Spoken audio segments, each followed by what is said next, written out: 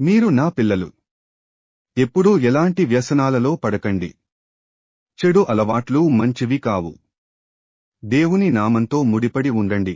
మీ కష్టాలన్నీ తొలగిపోతాయి మరియు మీరు వ్యసనం మరియు చెడు సహవాసానికి దూరంగా ఉంటారు. జీవితంలో ఏమి జరిగినా మీ ఇష్ట దేవుడి నామాన్ని జపించడం ఎప్పుడూ ఆపకండి, ఎందుకంటే మిమ్మల్ని ఈ జీవిత సాగరాన్ని దాటించగల ఏకైక వ్యక్తి ఉన్నాడు.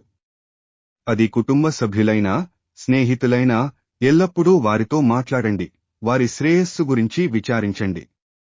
వారితో సంబంధాలను కొనసాగించండి, ఎందుకంటే ఈ రోజు ప్రతి ఒక్కరి జీవితాల్లోని గందరగోళం చాలా మందిని తీవ్రంగా బాధపెడుతోంది. కాబట్టి మీరు వారితో మాట్లాడటం, వారికి మీ సమయాన్ని ఇవ్వడం, ఆ సమయంలో వారికి చాలా ముఖ్యమైనది కావచ్చు మరియు వారు తమ సమస్యలను మీతో పంచుకోవడం ద్వారా ఉపశమనం పొందవచ్చు. అందువల్ల అందరితో మాట్లాడటం చాలా ముఖ్యం. నా ఆశీస్సులు ఎల్లప్పుడూ మీతో ఉంటాయి. సంతోషంగా ఉండండి మరియు చాలా నవ్వండి.